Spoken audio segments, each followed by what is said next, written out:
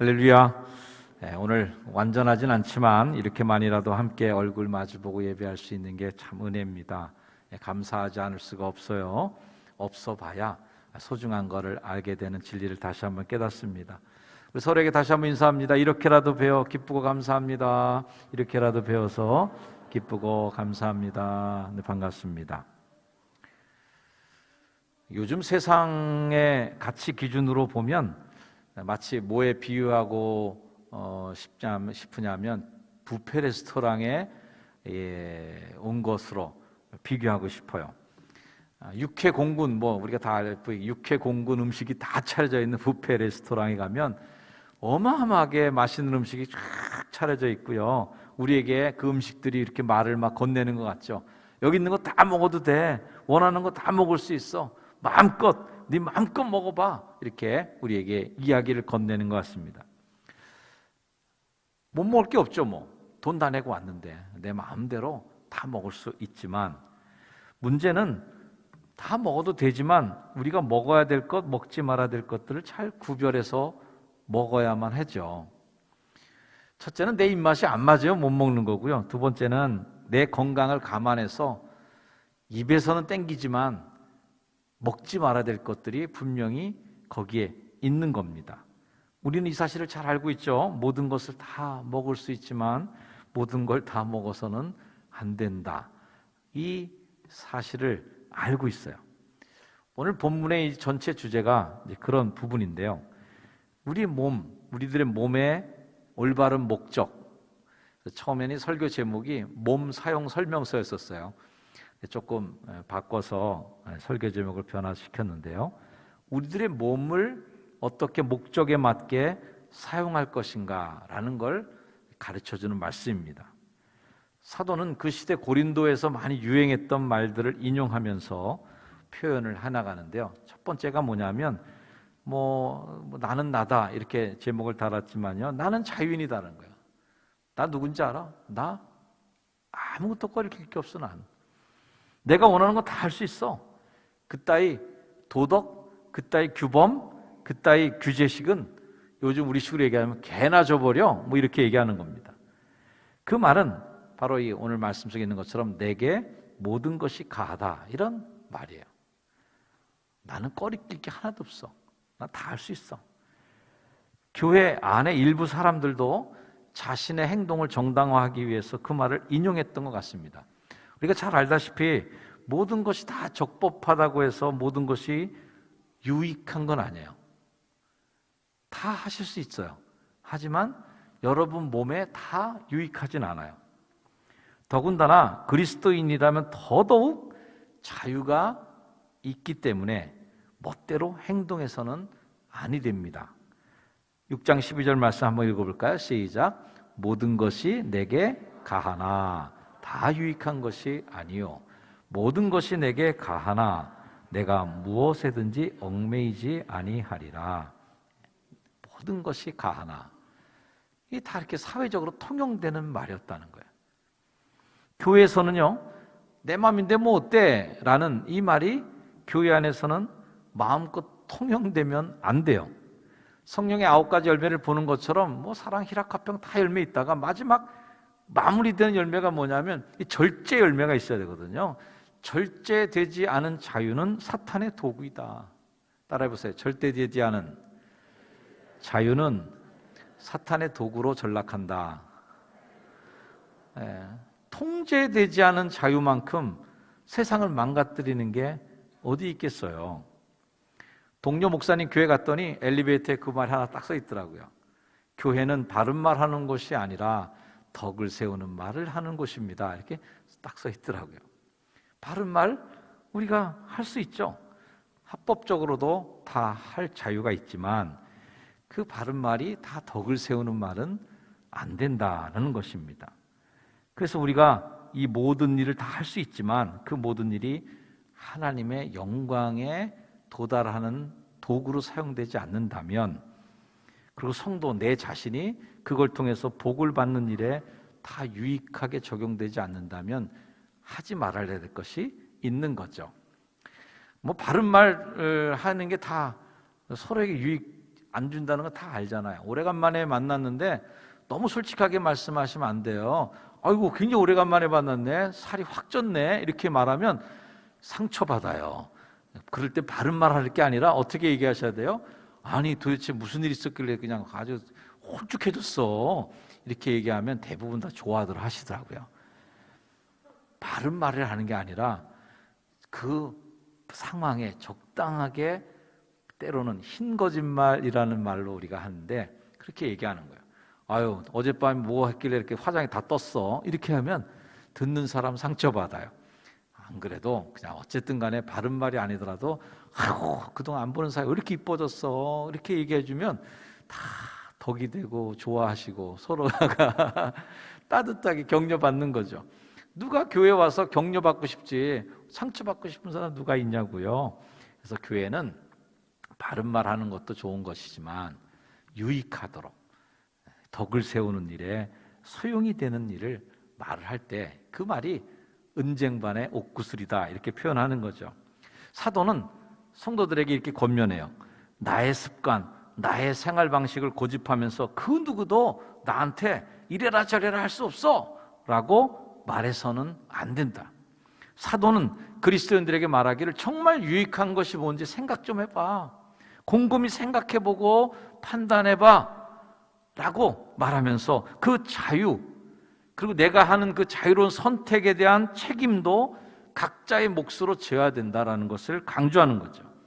분명 우리들에게는 그럴 자유가 있지만 또 한편으로는 우리 인생의 한계를 생각하면 그래서는 안 된다. 우리 인생의 한계가 뭐예요? 피조물이잖아요. 우리는 그냥 제한적인 하나님의 피조물로서 살아가는 존재인 거죠. 모든 것이 우리에게 다 유익하지는 않아요. 왜 그럴까? 사도는 우리들에게 얘기합니다. 너희는 너희 자신 것이 아니야. 네 건 줄 알고 착각하지 마. 우리가 크게 착각하는 것 중에 하나가 이 내 몸을 내 거로 생각하는 거죠.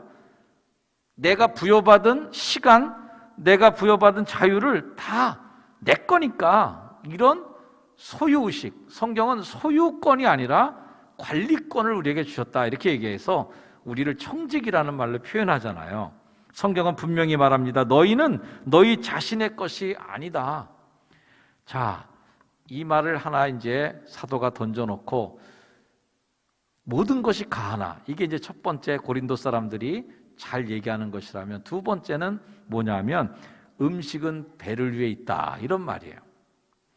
고린도에 살던 사람들은 자신의 말을 합리화, 또 자신의 생활을 합리화하는 의도로 교회 사람들도 바깥의 말을 슬쩍 들고 들어온 말이 있는데, 음식은 배를 위하여 있고 배는 음식을 위하여 있으나, 이런 말이에요.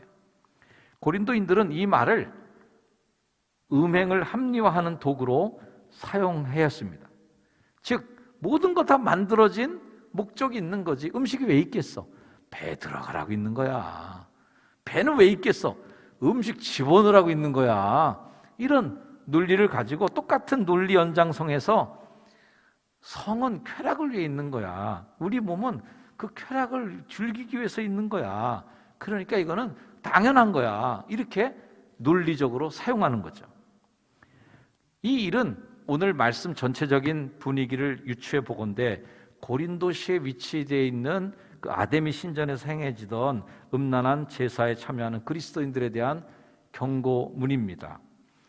우리가 이제 고린도시에 대해서 설교 서두에도 제가 오리엔테이션 한 바, 거기 이제 이방 종교가 굉장히 성행했고요. 그런 어떤 그 신전이, 굉장히 큰 신전이 있었는데, 그 신전에는 아주 깜짝 놀랄 만큼의 많은 그 인원의 여사제들이 있는데, 그 여사들이 대부분 이제 그런 성적인 쾌락의 도구로 있는 거죠. 그런 사람들, 그런 일들을 6장 15절 16절에서 꼬집는 거예요. 내가 그리스도의 지체를 가지고, 내 몸뚱아리를 가지고 창녀의 지체를 만들겠냐? 그럴 수 없느니라. 결코 그럴 수 없느니라. 창녀와 합하는 자는 그와 한 몸인 줄을 알지 못하느냐. 그런 음란들이 창녀와 합하는, 창기와 합하는 그러한 일들로 이어지고 있는 그 당시의 시대. 당시에 그 매춘행위가 이제 이교도의 제사하고 굉장히 깊이 관계가 있어요.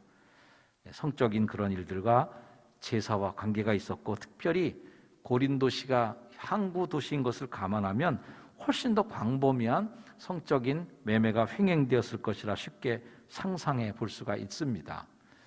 이런 세속의 한복판에서 교회도 물들어가고 있는 이 시점에 사도는 이 문제를 바라보면서 성도들에게 단순히 그냥 야 이건 나쁘고 이건 좋은 거니까 넌 이거 해 이렇게 딱 그렇게 얘기하는 게 아니라 생각하게 만들어요.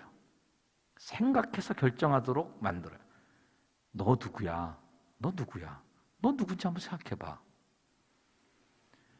당시 그리스도인들이 곰곰하게 생각해서 그냥 권위 있는 사람이 딱 답을 내주고 알았지? 이게 정답이야. 니들은 다 이것대로 그냥 해 라는 선택을 강요하는 게 아니라 스스로가 선택하고 결정할 수 있도록 생각나게 해주는 거예요. 어떤 사람이 권위가 있어갖고 그 권위로 딱 결정을 내줘요. 이거 해! 이렇게 하면 하루 이틀은 해요. 근데 숨어서 이제 딴짓 하죠. 안 보는 데서 딴일 해요. 그래서 자녀들이나 이런 자녀들에게도 납득시키고 이해시켜야 되는데 권위 있는 부모들이 자꾸만 하지마! 가지마! 이렇게 해놓으면 애는 알았어요! 그러놓고 가죠. 가서 그거 해요. 그 대신 아이에게 설득해 줘야죠. 너의 인생과 삶의 가치가 어느 건지, 너희가 그 시간에 그런 일을 사용할 시간에 너의 삶이 얼마나 존중하고 가치 있는 존재인데 네가 쓸모있게 사용된다면 좋겠냐 하는 걸로 이해되고 납득이 돼야 자기의 시간을 정성껏 쓸 수 있는 사람이 되지 막 야단하고 윽박질러서 될 일이 아니에요. 더 고차원적인 방법이 뭐예요? 스스로 생각해 본 후에 그가 결정하는 거죠. 사도는 이 문제에 대해서 그래서 교인들한테 질문을 던지는 거예요. 야, 너 누구야? 고린도교 성도들이 스스로 내가 누군지를 깨닫게 만들고 그리스도인답게 사는 게 이런 거구나 라는 걸 결단하도록 도와요. 자기의 판단을 가지고 결정하게 된다면 그 결정을 또 다른 사례가 생겼을 때, 비슷한 유형의 또 다른 문제에 직면했을 때 계속 올바른 결정을 해나갈 수 있을 거예요. 그런 사람으로 길러주는 거죠. 자, 그리스도인답게 살아라. 이게 사도가 가르치는 방법인데 그리스도인답게 살아가는 방법의 핵심은 이거예요. 너희 몸이 그리스도의 지체인 줄 알지 못하느냐? 네 몸이 얼마나 소중한 줄 너 알지 못해? 고린도서 19장 말씀, 너희 몸은 너희가 하나님께로부터 받은 바 너희 가운데 계신 성령의 전인 줄을 알지 못하느냐?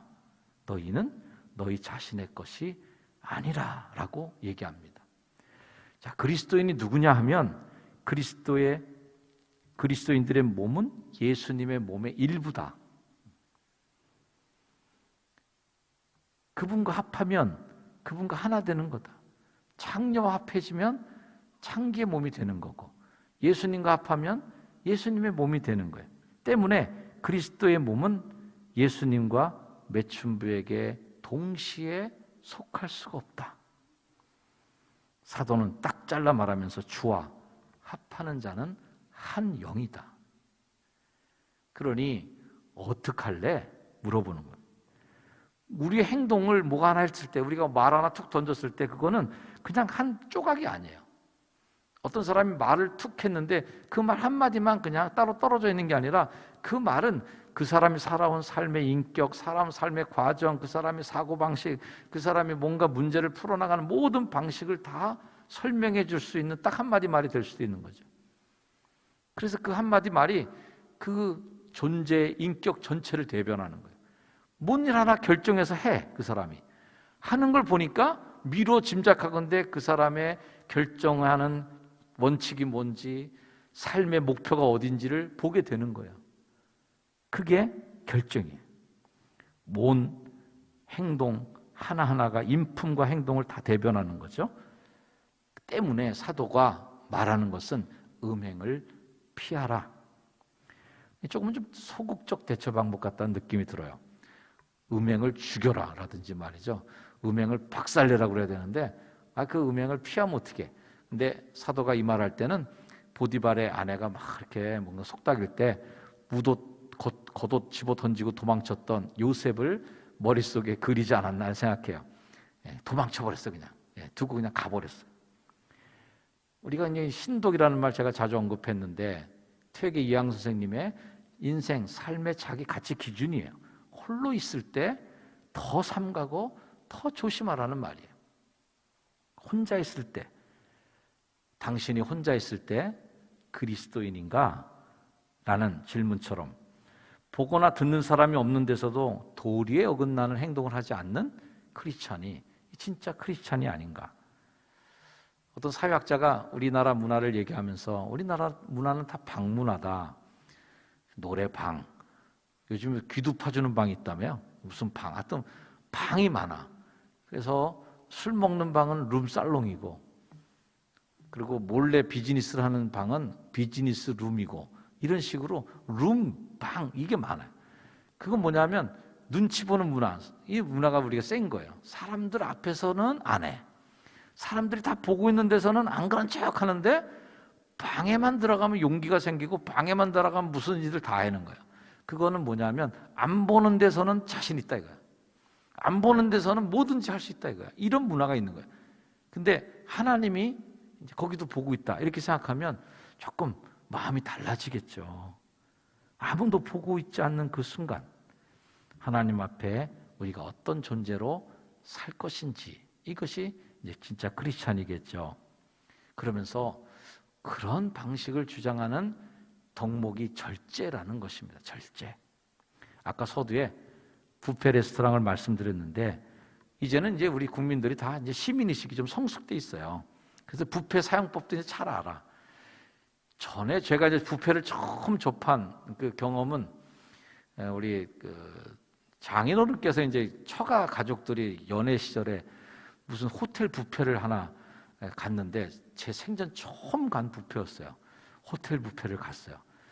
그래서 굉장히 당황스럽게 먹었던, 맨날 먹었던 것만 그냥 깨작깨작 먹었던, 마음대로 못 먹기도 그랬는데요. 옛날에 여러분들 다 생각해 보세요. 저만 그런 게 아니라 옛날 뷔페를 생각하면요, 뷔페 간다는 공고가 나오면 한 2끼 정도 굶고 갔을 걸 아마.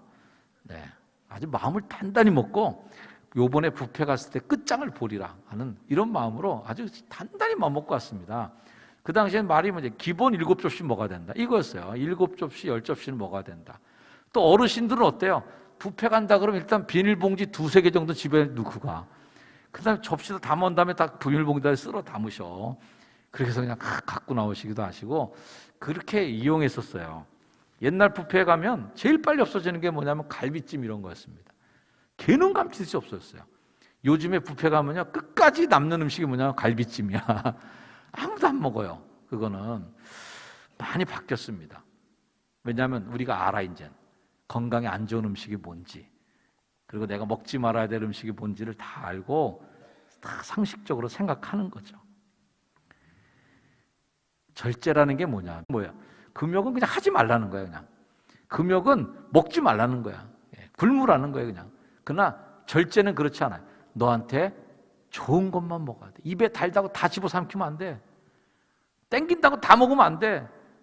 골라서 먹어야 돼. 솎아내야 돼. 라는 말을 하는 거예요. 절제는 그냥 단순히 그냥 극기 훈련이 아니에요. 무조건 참으라는 게 아니에요. 금욕의 굴레로 사람을 부자유하게 얽어매는 게 아니라 구분해서 하라는 거예요. 참된 자유를 주는 진리의 기준을 삼아서 할 일, 안 할 일 잘 구별해서 하라는 겁니다. 그러면서 우리들의 몸을 어떻게 써야 되느냐? 그래서 몸은 성령의 전이라 이렇게 가르쳐 주는데 이 말이 엄청난 비약이에요. 아마 이 얘기를 들은 1세기 기독교들은 깜짝 놀랐을 겁니다. 너희 몸은 하나님께로부터 받은 바 너희 가운데 계신 성령의 전인 줄 알지 못하냐? 이렇게 물을 때 성령의 전? 굉장히 충격적인 거예요. 왜? 성전은 예루살렘에나 있는 거지 왜 그게 내 몸이 무슨 성전이야? 깜짝 놀랄 만 아니고 하나님은 돌로 잘 지은 그런 그 건물 안에 계신 분이지 우리 몸에 들어와 계시나? 놀랄 만한 일이고요. 우리 몸이 성전이라고? 굉장히 충격적인 사건이었습니다. 근데 생각해 보세요. 성령님이 우리의 몸에 거하시면 그 거하는 집이죠 뭐. 우리 몸이 성령님이 거하는 처소이기 때문에 소중히 다루라. 그 몸을 함부로 쓰지 말아라. 그 몸을 창녀와 합하여 더럽히지 말아라는 거예요. 자, 우리 몸의 가치는 도대체 얼마일까? 흔히 우리가 말하면 야, 이거 100만 불짜리인데? 뭐 이런 얘기들을 하실 거야. 아유, 이거 뭐 100만 불짜리 옷이야. 이런 식으로 좋은 물건, 뭐 좋은 상품을 보게 되면 야, 이거 수백억짜리야. 그런 짜리 이런 말을 쓰는데 여러분의 몸은 얼마짜리일까? 신앙적으로 좀 표현하자면 여러분의 몸은 예수님짜리예요. 예수님짜리. 발음이 좀 약간 억양이 안 좋아서 좀 약간 그렇긴 한데 예수님짜리. 옆에 분에게 한번 얘기해 주세요. 당신은 예수님짜리 가치가 있는 분입니다. 당신은 예수님짜리 가치가 있는 분입니다. 얼마짜리야 저 사람? 그러면 예수님짜리야. 왜? 예수님이 값을 다 치렀다는 거야. 예수님이 온 자신의 희생을 다해서 값을 냈으니 여러분들은 다 예수님 값을 치르고 산 예수님 값이잖아요. 20절 한번 읽어보세요. 같이 시작. 값으로 산 것이 되었으니 그런즉 너희 몸으로 하나님께 영광을 돌려라. 이렇게 비싼 몸인데 우리 이런 비싼 우리들의 그 가치인데 말이에요. 이거 어떻게 쓰겠다는 말이에요. 이걸 함부로 어디다 굴리겠냐고. 값 주고 사신 그 비싼 몸 이제는 하나님의 영광을 위해서 쓰임 받기를 주의 이름으로 축원을 드립니다. 값으로 산 것이 되었으니 그런즉 때문에 결론은 너희 몸으로 하나님께 영광을 돌려라. 아멘. 우리는 참 값진 존재예요.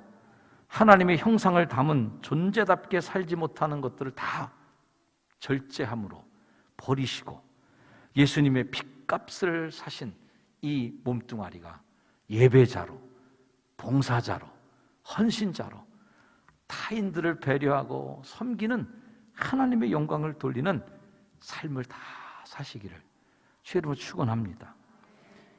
우리에게 남은 질문은 하나. 그럼 어떻게 살까? 이에 대한 대답은 하나님의 자녀답게 하나님의 영광을 위해 살자. 자, 읽어보세요. 시작.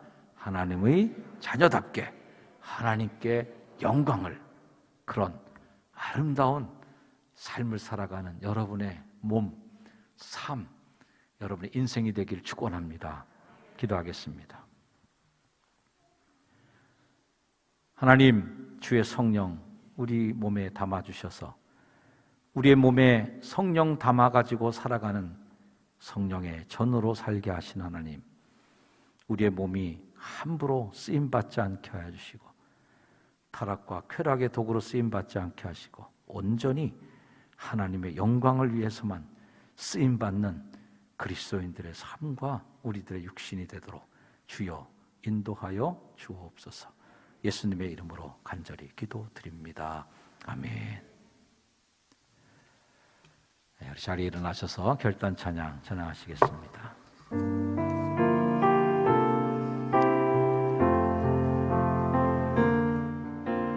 나의 모습, 나의 소유, 주님 앞에 모두 드립니다. 모든 아픔, 모든 기쁨, 내 모든 눈물 받아주소서.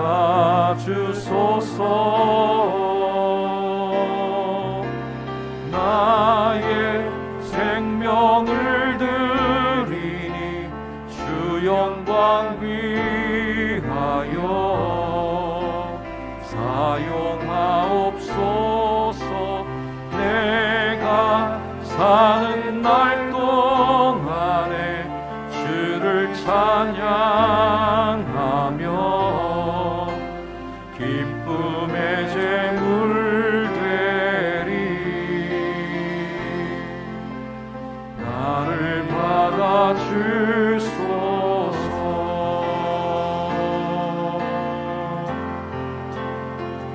어제 일과 내일 일도 꿈과 희망 모두 드립니다. 모든 되회 내 손과 마음 받아주소서.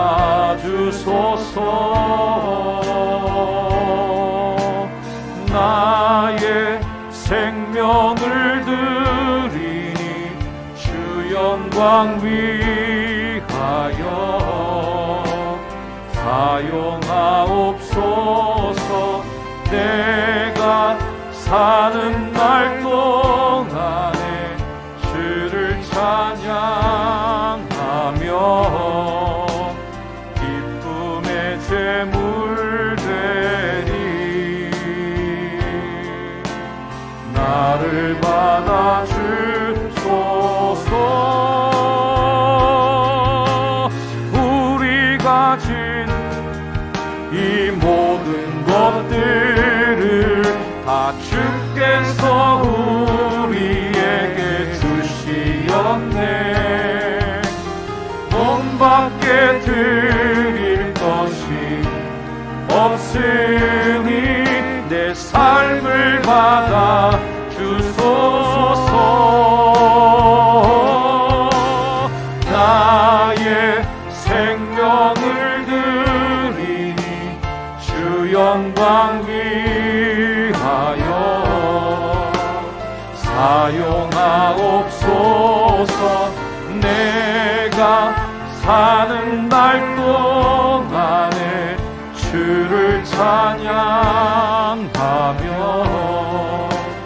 기쁨의 제물 되리. 나를 받아주소서. 나를 받아주소서.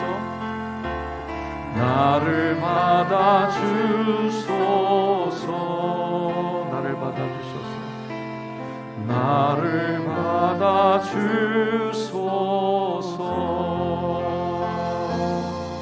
그 잠시 결단합니다. 하나님, 나의 생명, 나의 삶, 나의 몸 하나님께 드리니 주 영광 위하여 우리 인생과 삶이 쓰임받게 하옵소서. 주의 영광을 높이는 존재가 되게 하시고 하나님의 영광을 위하여 쓰임받는 거룩한 산 제물로 쓰임받게 하옵소서. 하나님께 기도합니다. 하나님, 우리의 몸을 주님의 도구로 사용하시고 하나님의 성령이 권한 전으로서 우리의 인생과 삶을 주님 사용하여 주심을 감사합니다. 나의 인생과 삶을 주님 거룩하게 빚어주시고 주님의 영이 거하는 거룩한 전이 되어서 하나님 바로 세움받게 하시고 바로 쓰임받게 하시고 바로 하나님의 영광을 위하여 사용하여 주의 도구로 쓰임받게 하옵소서. 우리 구주 예수 그리스도의 이름 받들어 간절히 기도드렸사옵나이다. 아멘.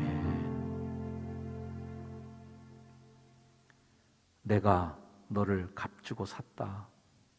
너는 내 것이다 라고 선언해 주시고 우리 인생과 삶을 가장 아름답게 쓰기를 원하시는 우리 구주 예수 그리스도의 그 은혜와 우리 인생을 그렇게 값지게 보셔서 아들 독생자를 희생해서까지 우리를 값주고 사신 하나님 아버지의 극진하신 사랑하심과 우리 안에 내주하시고 역사하여 주셔서 값진 인생을 살아가는 일에 돕고 응원하고 우리를 앞서 인도해 가시는 성령님의 놀라운 은혜의 역사가 이 시간 함께 예배드린 거룩한 주의 백성들 머리 위에 이제로 영원까지 늘 항상 함께하여 주시기를 간절히 축원하옵나이다. 아멘.